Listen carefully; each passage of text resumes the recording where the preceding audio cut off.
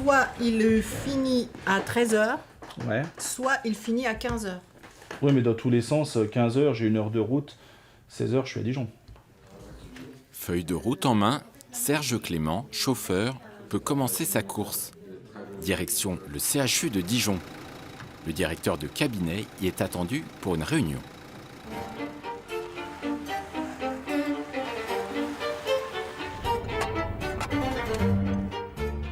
Avoir un chauffeur aujourd'hui, la chose peut paraître anachronique. Pour ces hauts fonctionnaires, ce n'est pas un privilège, mais plutôt une aide précieuse.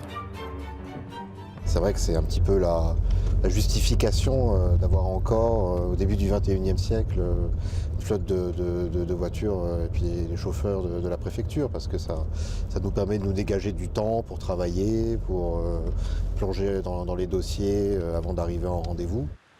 Dans la voiture, les échanges sont rares, peut-être le résultat de notre présence, ou pas, car si le chauffeur doit bien sûr être un bon conducteur, on attend avant tout de lui une certaine discrétion. Il faut travailler dans la confiance. Il faut que l'autorité ait confiance à son chauffeur.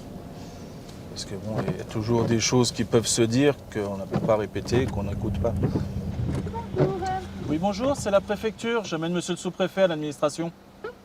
Après avoir déposé l'autorité à sa réunion, reste le moment redouté par les chauffeurs, l'attente. Pas de cigarette aux lèvres pour Serge, il a arrêté de fumer. Et s'il gère à distance la flotte de la préfecture dont il a la charge, certaines missions peuvent être très longues. Ça peut durer une journée complète.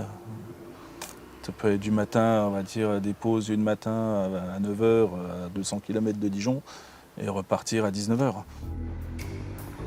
Depuis 2016, Dijon est devenue préfecture de Bourgogne-Franche-Comté. Une région plus grande et donc plus de kilomètres, 50 000 par an en moyenne par chauffeur. Pas de chauffeur pour notre stagiaire Réna, et pourtant il pourrait y avoir droit.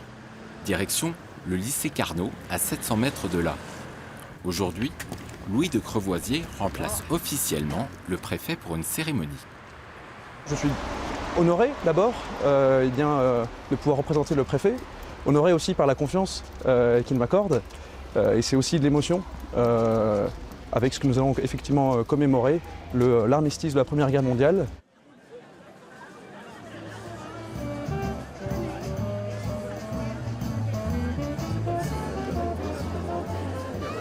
Donc vous déposerez la gerbe avec nous. Oui, très bien. Voilà. Très bien. Où est-ce que cela se passera Alors, les Pas encore très au fait du protocole, Louis est assisté de près par le chef de cabinet du préfet. Dépôt de gerbe, sonnerie aux morts, le cérémonial peut impressionner, mais pas de quoi faire vaciller la détermination de notre stagiaire. J'ai découvert à travers le stage à la préfecture un métier qui est très riche, qui a beaucoup de facettes, et effectivement les cérémonies en font partie. Et après 5 mois, c'est une fonction qui est celle du métier de sous-préfet, du métier de préfet, une fonction très riche. J'ai vu une fonction aussi passionnante, au contact des citoyens, comme je le disais, et c'est effectivement une des voies que j'envisagerais après l'école. Depuis ce tournage, Louis a entamé un stage dans une entreprise. À la rentrée prochaine, il débutera sa formation théorique à l'ENA. Si la préfecture est le symbole de l'État, pour monsieur le préfet, les ors de la République ne doivent pas créer de distance entre l'institution et les citoyens. Pour moi, la préfecture, c'est pas un théâtre, c'est pas un décorum. Alors la fonction de représentation, elle est importante, mais vraiment, c'est pas l'essentiel. Et ce qui est essentiel pour moi aujourd'hui, c'est encore une fois de resserrer ce lien entre les institutions qui sont parfois injustement décriées, injustement prises à partie, et le reste de la population. C'est vraiment ça mon objectif. Souhait personnel ou mot d'ordre présidentiel, cette volonté de réconcilier les Français avec leurs institutions est évidente.